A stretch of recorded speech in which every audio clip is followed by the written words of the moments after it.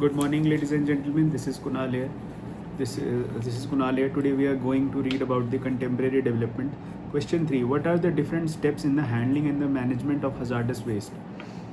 First, identification of site for disposal. The most important step is to find out a proper place for the disposal of hazardous waste. Second, conducting environmental impact assessments. The impact from the project should be identified and public acceptance should be obtained for clearing the site for treatment, storage, and disposal facility. Implementing treatment, storage, and disposal facility. The treatment, storage, and disposal facility program should be implemented at the final site which had been chosen. The site should contain adequate provisions for storage, treatment, and final disposal. The site should have laboratory facilities to monitor these functions. The above mentioned steps need to be allowed carefully in order to save our environment from the dangers caused by the hazardous waste. Question 4. What are the greenhouse gases? The greenhouse gases are a group of compounds that are able to trap heat, long wave radiation in the atmosphere, keeping the Earth's surface warmer than it could be if they were not present. These gases are the fundamental causes of the greenhouse effect. Increase in the amount of greenhouse gases is the atmosphere enhance in the greenhouse gases effect, which is creating global warming and consequently climate change. The gases such that carbon dioxide, methane, nitrogen oxide, sulfur hexachloride, and two groups of gases, hydrofluorocarbons and the perfluorocarbons, are included in the greenhouse gases. Define the international environmental law. International environmental law field of international law regulating the behavior of states and international organizations with respect to the environment. Growth of the international environmental law as a separate area of building international law began in the 1970 with the Stockholm Conference of the Environment in 1972. Since then, interest was steadily increased, and it is one of the fastest growing areas of international law. Current issues of the international concern covered by the environmental law include ozone layer depleting and global warming, desertification, destruction of tropical rainforest, marine plastics pollution from ships, etc. The international law concerns agreements among different nations or different citizens or corporations of different nations. Question 6. Define the judicial activism, especially as applied in the field of environmental protection. In recent years, there has been a sustained focus on the role played by the higher judiciary in the devising and the monitoring the implementation of the measures for pollution control. Conservation of forest and wildlife protection. Many of these judicial interventions have been triggered by the President's incoherence in policy making as well as in the lack of the capacity building amongst the executive agencies.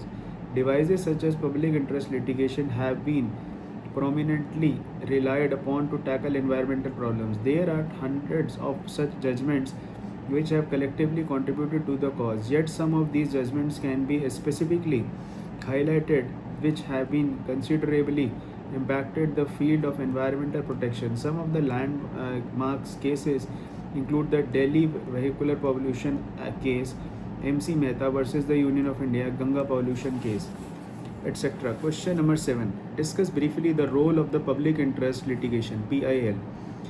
Public interest litigation is the power given to the public by courts through judicial activism. Such cases may occur when the victim does not have the necessary resources to commence litigation or his freedom to move.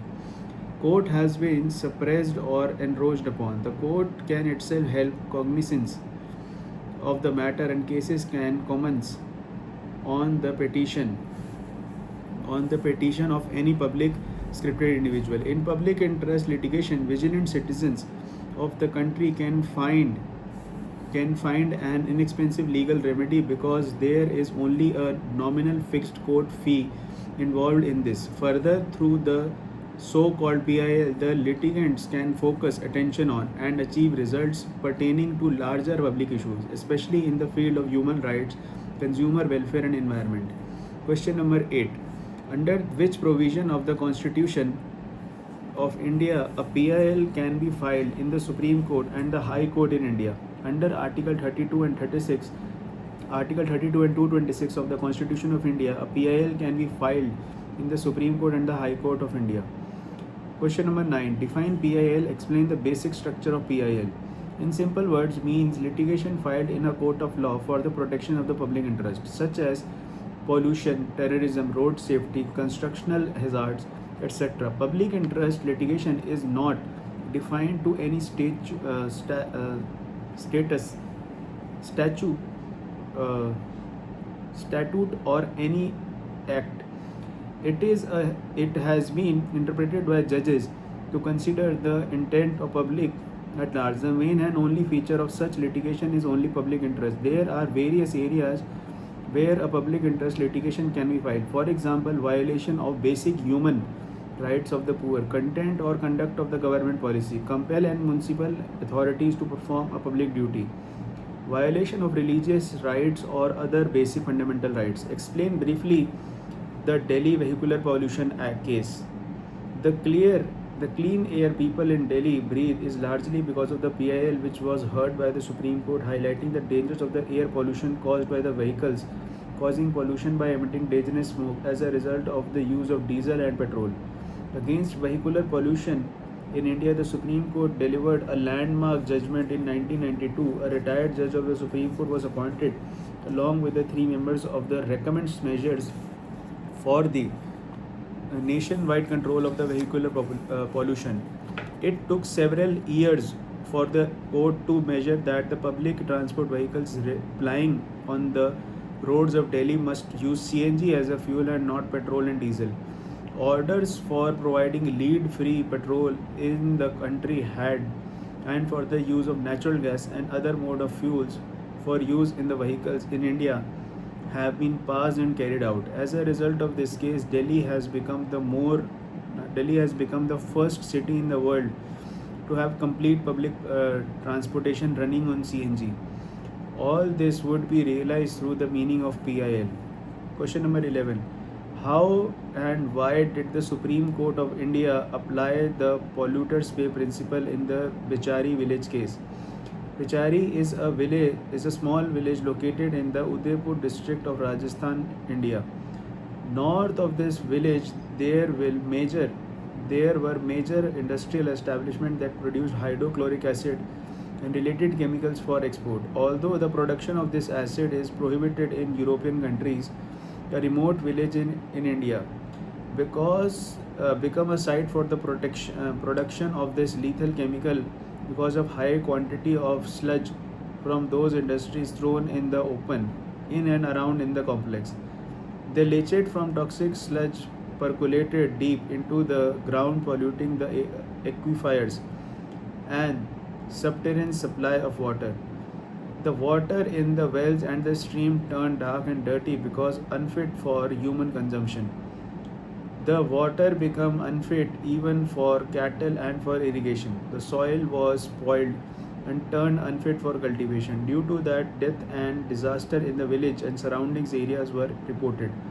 However, in the October 1989, a PIL was filed in the Supreme Court by a Delhi-based NGO. The Indian Council for Enviro Legal Action, led by the Mr. M.C. Mehta, Supreme Court in this case applied the polluters pays principle and asked the polluting industries to compensate for the environmental damage caused by it. Thank you and thank you so much. I really appreciate that. Kindly subscribe to the channel.